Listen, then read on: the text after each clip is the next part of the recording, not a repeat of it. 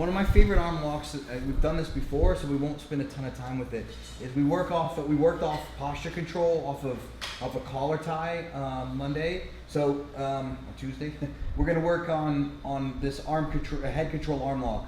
I like it because you don't actually touch the arm, and so it's harder for someone to see. There's two versions of this. One is he's gonna be pushing up and away hard, and then the other one, he's very conservative. He stays low, okay? The one that someone's pushing up and away hard is by far the easiest version of this. They're trying to make their posture, they're trying to hit you, whatever it might be. And that lets you guys, the harder he pulls away, the lighter my legs are. So this lets you swing your legs right around the corner.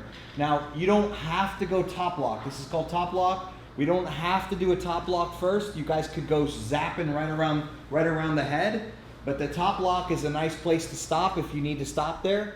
It's a good place to stop. There's a lot of good things that can happen off a top lock.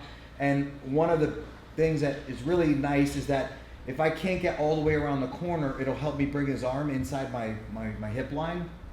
So, but again, remember the first hand that establishes posture control is over. It's almost never under. He's probably too good for that.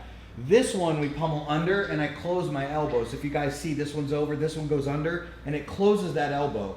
So that if he tries to pummel under, it's really hard, and then we're going. You don't spin long with this one, okay? You don't spin a long time with this one. Once we pummel under, my right elbow gets by my hip, and then it's go time.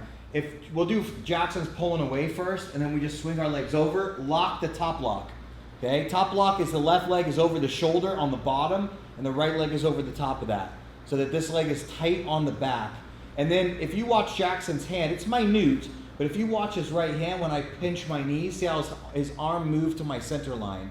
So now he can't block my hip. He can't slip his elbow past my hip, which means if he can't slip his elbow past my hip, he can't square me back off, and that's a great thing, okay? Then the left hand is gonna let go while the right hand hangs on. Ideally, I would like us to have elbow deep on the wrist, especially if he's not defending, elbow deep on the wrist, so that when we pass the leg over the head, the arm is nearly straight, it's connected to your chest, the hand that was on the head slides back, and then we can now go to two hands on the wrist if his arm is at hyperextension. Just remember when we're doing the arm lock, legs are like railroad tracks, knees are tight. This heel, back heel, so both of our heels are pulling into our butt, and then this one's trying to touch the floor with an extended hip. That way, if Jackson stacks me, your hip is still relatively 90, and that lets us get underneath there and start looking for sweeps because we have some room to do it because your hip is 90 degrees. So we'll just do this entry. We've got hand over the top. We may have both hands over the top, but this hand pummels in, and when this hand pummels in, the elbow stays by my hip. I'll switch sides.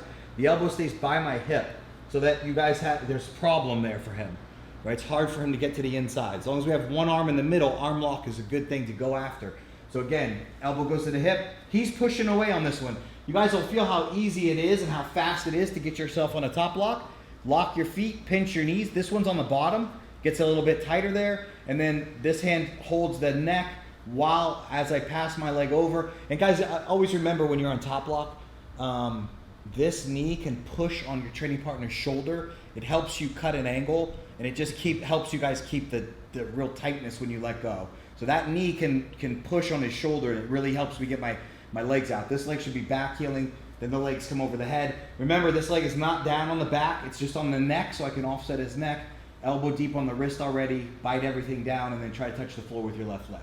We'll get a good straight arm lock.